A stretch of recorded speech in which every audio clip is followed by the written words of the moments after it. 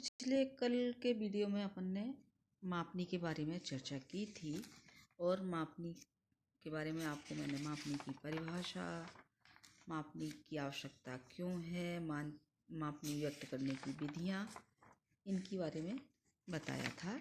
और मापनी व्यक्त करने की 3 विधियाँ बताई थी: कथन विधि, निरूपक भिन्न विधि और आलेखी विधि। फिर बताया था आपको मापनियों का रूपांतरण कैसे करते हैं, उनको किस तरह से बदलते हैं। आज अपन पढ़ेंगे आलेखी मापनी, जिसको ग्राफिकल स्केल भी कहा जाता है। और जो भी हमारी निरूपक भिन्न विधि है या कथन विधि है, उसी की सहायता से हम आलेखी विधि के माध्यम से गणना करके और मापनी की रचना करते हैं। तो आलेखी मापनी बनाने के लिए सबसे पहले तो हमें क्या मिलना चाहिए? निरूपक भिन्न दी हुई हो, उसके अनुसार हम गणना करके अपनी मापनी की लंबाई ज्ञात करते हैं और उसके पश्चात इस रेखा को प्राथमिक और गौण 2 भागों में बांटा जाता है। अपने लेफ्ट साइड होते हैं गौण भाग और राइट साइड होते हैं प्राथमिक भाग। अब आता है कि सरल रेखा के विभाजन की ज्यामितीय विधियां। तो 2 विधियां हैं।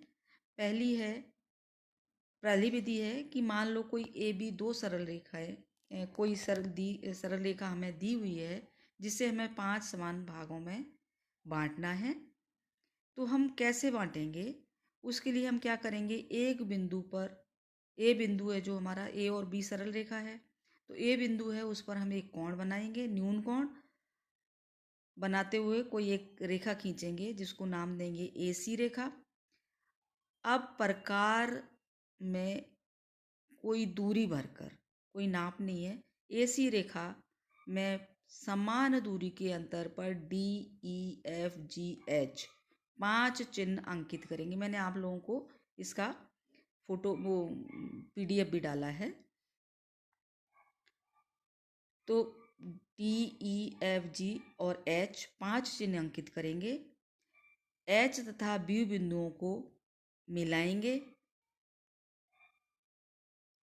और फिर उसके बाद D, F, E, F तथा G बिंदुओं में से HB रेखा के समांतर DD, D, D dash, E, E dash, F, F dash तथा G, G डैश रेखाएं खींचेंगे जो AB रेखा को क्रमशः D, E, F व G बिंदुओं पर मिलाती है।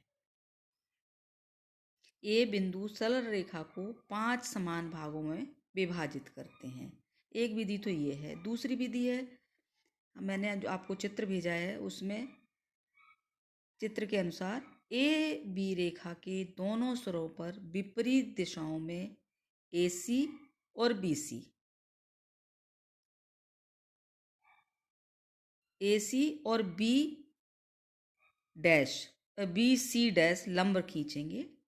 अब प्रकार में कोई भी दूरी भरेंगे और दोनों लंब रेखाओं पर समान दूरी के अंतर पर 4 चिन्ह अंकित कर देंगे, जिनको नाम दे देंगे हम DEFG और तथा G dash, F dash, E dash और D डैश अंकित करेंगे। इसके पश्चात इन चिन्हों को मिलाते हुए D dash, E dash, F dash और G रेखाएं खींचेंगे।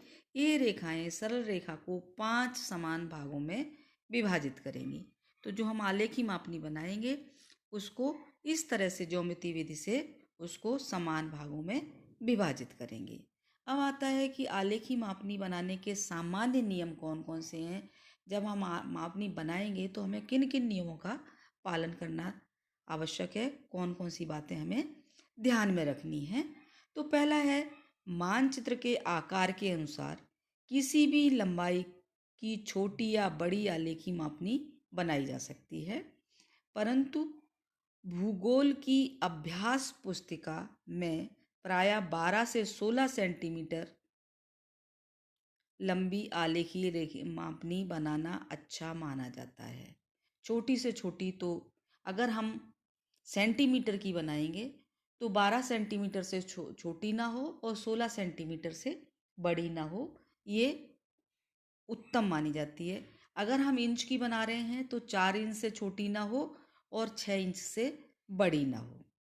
दूसरा है, मापनी में प्राथमिक और गौण भागों का विभाजन किसी ज्यामिति विधि के अनुसार करना चाहिए जिससे विभाजन में पूर्ण शुद्धता बनी रहे। तीसरा है, आलेखी मापनी को इस प्रकार हम विभाजित करें कि उसका प्रत्येक भाग धरातल की दूरी को पूर्णांकों में प्रकट करे। फिर है चौथा, आलेखी मापनी के प्राथमिक भाग सदैव शून्य से दाईं ओर और गौण भाग जो प्रथम प्राथमिक भाग के उपविभाग होते हैं शून्य के बाईं ओर अंकित किए जाते हैं। दो भाग होते हैं, प्राथमिक भाग और गौण भाग। तो मैंने आपको बताया ना कि पहले भी बताया था कि गौण भाग राइट साइड होते हैं और जो प्राथमिक भाग तो राइट साइड होते हैं और गौण भाग लेफ्ट साइड होते हैं, दाईं और बाईं। तो ये ध्यान रखना है, जब मैं आपको मापनी बनाना बताऊंगी तो इस चीज़ का भी बारे में चर्चा करूंगी। नेक्स्ट है, यदि मापनी में केवल प्राथमिक भाग दिखलाए गए हैं तो मापनी के बाएं सिरे पर शून्य अंकित करके दाईं ओर को प्राथमिक भागों का मान लिखा जाएगा। इसके विपरीत यदि मापनी में प्राथमिक और गौण दोनों भाग दिखलाए जाते हैं तो बाईं ओर से एक प्राथमिक भाग को छोड़कर शून्य अंकित करते हैं और उसके बाद प्राथमिक भाग पर शून्य से दाईं ओर को तथा गौण भाग पर शून्य से बाईं ओर को मान लिखा जाता है। ऐसा करने से मापनी पर दूरी मापना सरल हो जाता है। लास्ट है, मापनी पढ़ने में सरल एवं देखने में आकर्षक हो। तो ये कुछ थे कि जब हम आलेखी मापनी बनाएं तो हमें इन चीज़ों का विशेष ध्यान रखना है, तभी हमारी मापनी अच्छी भी बनेगी, शुद्ध भी बनेगी और पढ़ने में भी हमें आसानी रहेगी। अब आता है आलेखी मापनी के भेद। आलेखी मापनी के जो भेद हैं उनको 5 भागों में बांटा गया है। पहला है सरल मापनी, दूसरी है तुलनात्मक मापनी, तीसरी विकर्ण मापनी, चौथी है वर्नियर और पांचवी है अन्य। तो अपने को इसमें से फिर इसके भी भाग किए गए हैं। तुलनात्मक मापनी के भाग हैं विभिन्न मात्रकों वाली मापनी, समय मापनी, परिक्रमण मापनी। फिर वर्नियर के भी भाग हैं आकृति के अनुसार मापनी, अंशांकित करने की दिशा के अनुसार। तो ये चीज़ें अपन को नहीं पढ़नी, अपने को सिर्फ 3 मापनियों के बारे में अध्ययन करना है। सरल मापनी, तुलनात्मक मापनी और विकर्ण मापनी, 3 मापनी बनानी है। और तीनों मापनियों को जो हमारी 2 इकाइयाँ हैं, एक इंच की मापनी है और एक सेंटीमीटर की मापनी है, किलोमीटर की मापनी है और मील की मापनी है। तो हमें हर मापनी के 2-2 उदाहरण प्रस्तुत करने हैं, 2-2 मापनियाँ बनानी है, 2 तुलनात्मक बनानी है, 2 विकर्ण बनानी है और 2 सरल मापनी बनानी है।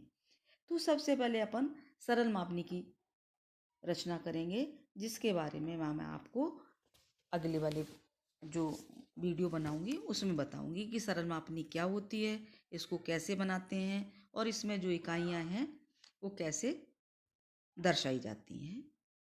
थैंक यू बच्चों।